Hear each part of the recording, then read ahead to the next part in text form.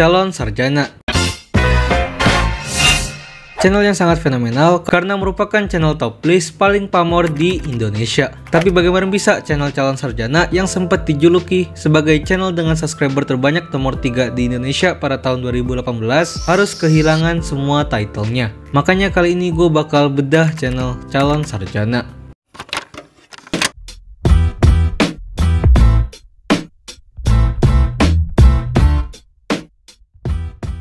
Belum itu, konten apa yang dibuat calon sarjana? Simpelnya konten-konten calon sarjana biasa disebut dengan konten top list. Dimana di konten ini kreator akan berbagi list-list tentang suatu hal yang menarik atau top dengan jumlah tertentu. Contoh-contohnya pun seperti top 10 negara terbesar di dunia, 7 penampakan hantu yang terekam kamera, dan top 5 scariest jumpscares. Número 5. Code Jumpscare. Konten-konten ini sendiri sebenarnya sudah ada sejak dulu banget, entah itu dalam bentuk artikel, acara TV, koran, dan lain-lain. Mungkin orang-orang di Indonesia semuanya tahu acara TV on the spot.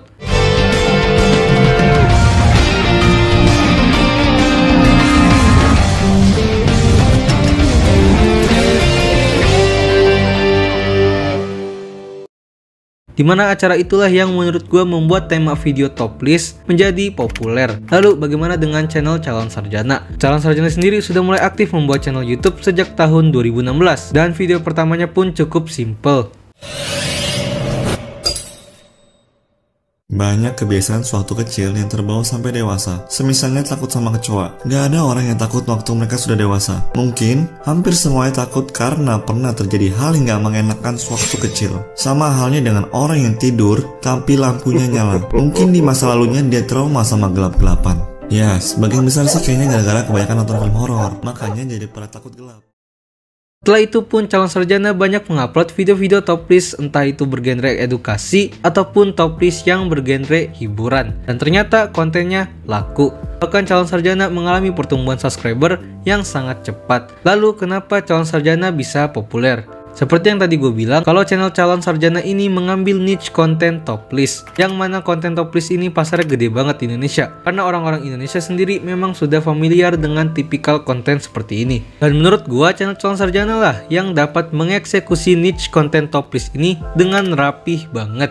Karena walaupun Calon Sarjana bukan revolusioner dari konten top list ini, tapi dari semua video top list di YouTube pada tahun itu, cuman video dari Calon Sarjana aja lah yang paling menarik. Karena kan videonya yang lebih berkualitas, ilustrasinya yang bagus, dan voice over yang lebih menarik dan jelas dibandingkan dengan konten top list di channel lain. Udah gitu, kalau kalian nggak tahu, judul dan thumbnail dari channel Calon Sarjana itu clickable parah dikarenakan faktor semi clickbait. Gue inget banget, thumbnail Calon Sarjana itu memang banyak yang semi clickbait. Entah itu menaruh unsur-unsur gore atau sadis, menampilkan makhluk-makhluk aneh yang padahal nggak ada di videonya, judul-judul yang dilebayin, dan beberapa clickbait tipikal yang tidak senonoh. Dan untuk pembahasan clickbait sendiri udah pernah gue bahas di video ini, jadi cek aja. Jadi dikarenakan semua faktor tadi, konten top list Calon Sarjana menjadi yang paling populer di tahun itu. Bahkan Calon Sarjana berhasil mendapatkan 12 juta subscriber hanya dalam waktu 3 tahun sejak channelnya dibuat. Dan juga mendapatkan beberapa title dan penghargaan seperti menjadi channel dengan subscriber terbanyak nomor 3 di Indonesia pada tahun 2018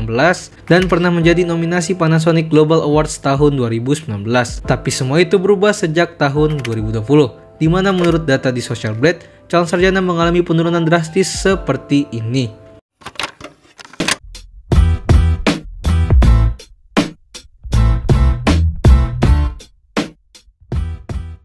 Setelah mencapai semua title tadi, sayangnya Calon Sarjana mengalami sebuah kasus di mana channel dia terbukti melakukan plagiarisme. Di mana pada awalnya terdapat sebuah channel luar negeri bernama JT yang membuat video berjudul YouTuber with 12 million subs steals my video. Di mana isinya adalah keluh kesah si pemilik channel yang heran bagaimana bisa ada sebuah channel dengan subs sebanyak 12 juta subscriber lebih, tapi semua sumber video dan thumbnail dan bahkan judulnya pun itu udah kayak copy paste tanpa memberi source dari kreator aslinya. They literally watched my video and took everything. They took the screenshots, they gave me no credit for my own DMs. This guy has literally just ripped me off completely, okay?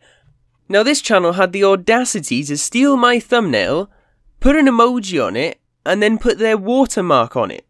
They put their watermark on my thumbnail and claimed it as theirs. Dimana karena kasus tadi, orang-orang mulai ngeh kalau calon sarjana udah sering plagiat dan mencuri konten orang, mulai dari thumbnailnya, judulnya, dan lain-lain. Tapi bukankah meniru itu sah-sah aja? Sayangnya channel calon sarjana ini jatuhnya udah plagiat, bukan meniru lagi. Karena calon sarjana sudah meniru sebanyak 70% lebih dari keseluruhan videonya. Begitu semua video-video yang menjadi ilustrasinya pun nggak diberi sumber aslinya. Dan mungkin bagi kalian yang pengen belajar tentang perbedaan, pengertian dari meniru dan plagiat, itu udah gua jelasin di video ini juga. Sehingga karena semua itu, channel calon sarjana terkena banyak pelanggaran. Dan akhirnya channel calon sarjana yang memiliki 12 juta lebih subscriber itu pun dihapus oleh YouTube.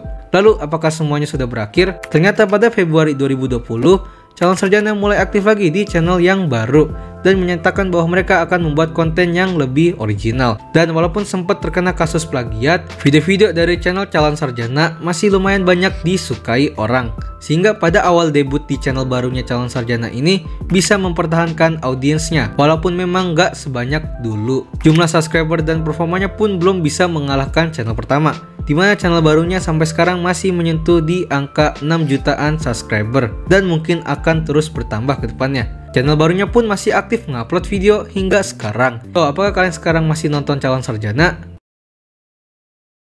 Terima kasih telah menonton video ini. Gimana? Kalian udah tahu belum kalau channel calon sarjana yang sekarang ada di YouTube itu merupakan channel baru? Atau malah kalian emang nggak tahu sama sekali kalau channel calon sarjana itu masih aktif sampai sekarang? Silahkan komen. Intinya di sini gue cuma pengen jelasin aja sih, sekalian flashback juga bagaimana sebuah channel besar seperti calon sarjana bisa hilang karena satu kesalahan yang sangat fatal. Dan sekalian juga mungkin video ini bisa jadi pelajaran kecil-kecilan buat kalian yang emang pengen buat channel juga. Dan disclaimer dikit, gue di sini cuma mau ngebahas channel YouTube aja sih. Kalau misalnya calon sarjana ini mungkin sukses di platform sosial media lain, itu udah di luar pembahasan video ini. Jadi jangan lupa subscribe Dazzle. Dah.